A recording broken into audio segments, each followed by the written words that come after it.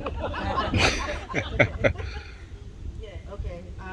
Here's some feelings for y'all. God's sense of humor. If by some twist of fate, or God had a sense of humor in our future years, I imagine a day is coming we will run into each other on a beautiful day of sun and no clouds, of body dresses and sandals, of makeup and lip gloss, our foes a matching vibe of loyalty. The kind of heat we always basked in and laughed till our sides ached, telling to themselves of all the good times we shared, memories that are eternal. Now we both have found the love of our lives, and perhaps in this some distant future, the wounds that caused our broken communication will no longer feel like a tsunami, an ocean that hits in waves at times, because I still think of you everywhere, even when all I do is cry the same damn prayer to God, knowing only He could reconcile us. That family doesn't mean we'll be together forever. That maybe in this distant future we'll look over one day as we're in loving embraces with the men who compliment us, and our eyes will connect, and we'll smile, and maybe share in that side splitting laughter again, or at least just having the hard conversation. And it doesn't mean we'll be how everyone remembers us, but it will be a moment.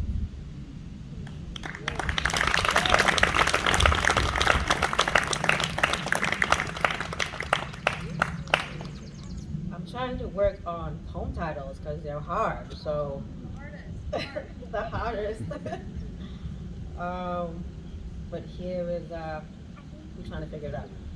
This is in dedication for my cousin Bernard Johnson. It's entitled "When I Speak."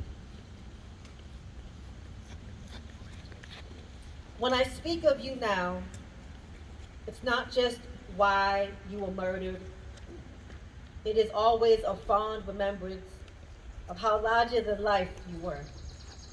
It is still a shock you were killed at 22, long enough to make an impact beyond us, fam. Your son has your whole face beat and 6 feet. The fact that you've been buried under a decade easy don't make no sense. When I speak of you, it's not just how you were gunned down by some Boston gang, a justice only God can give. There's a hole in my heart for you that still breaks when I think of what an amazing dad you were, would have been. I just wish your kids held those same memories. Beyond the pits of them so small, and you, bigger than any galaxy, loved them so proudly. I wonder sometimes if your children get exhausted of hearing the stories that make you legend, or if they wear them with pride. Of your light that couldn't be contained, even after all these years you've been slain, you forever shine. It is the worst tragedy for us to have our favorite memories of you. When I speak of you, cousin, it is always with the biggest smile and tears. I love the fact that our birthdays are 6 days apart in October. Are you protecting me from bullies? And when I speak of you, B, it is never an eclipse of your murder, but to remind the world that you were loved with all fierceness. You brought all the very lives to anyone who was in your presence. We miss you, and I'll forever keep you living with this pen.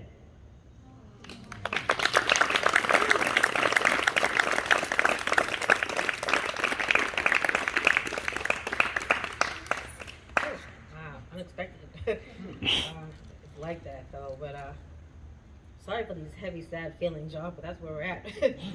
um, right? We're gonna keep going with heavy, but we're gonna end on a light note. We have one more sad poem. um, I think y'all feel like being here with the emotions. Okay, this isn't dedicated to my daddy because I miss him and here's some feelings. On the 4th-year anniversary of your father's passing, it only matters to immediate family. Your phone will stay dry, DMs a desert, unless you post first the hurt. The, The family and friends that held you, caught your tears, or just listened to your bleeding heart of all ghosts, it is more evidence eventually you can't allow the grief to swallow you.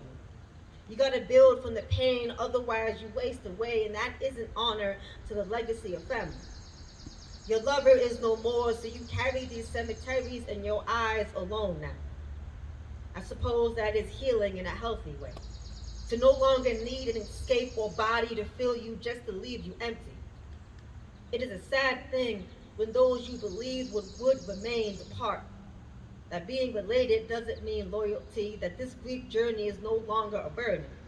If it's honesty you want, then just asking about a favorite memory is better than nothing. It is redefining itself as strength, a day that will never be for fireworks or celebration. It is looking at yourself in the mirror, no longer shattered. It is what you do in the waiting that matters, for a love to be experienced as forever, to finally feel you a home.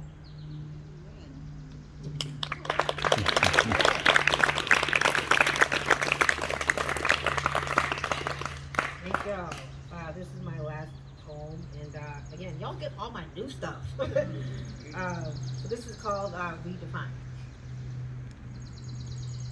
Redefining is purging, discerning, learning, contentment in silence, my favorite sound, until it becomes more home than bodies, because the bodies I once held are all strangers now.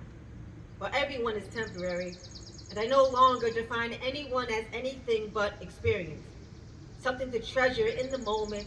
And if time reveals that we do life together on some eternity, then it won't have to be said or posted, it just is. I don't know the who, when, or how, but my heart is open to the process. It is the breaking of who's familiar, and history means nothing. It's more about a person's intention. If not rooted in selfishness, then we can do this life together, because we all need friendships, not just intimate or a partner. But having the hard conversations takes a vulnerability that I'm still haven't discovered. And I'm here for anyone that desires to go deeper, because oceans as myself can't relate to pond water. And maybe this is why it feels so damn hard to call anyone a friend. I don't even have day ones, fam. But if gratitude is my heart's attitude, then all of this requires solitude. And the waiting is worship, and the heavy, where it feels like my phone stays a desert. I'm learning to rejoice in the purging, discerning, learning that who's for me changes in every season. And silence will forever be contentment. I am my own island of creating my favorite moments.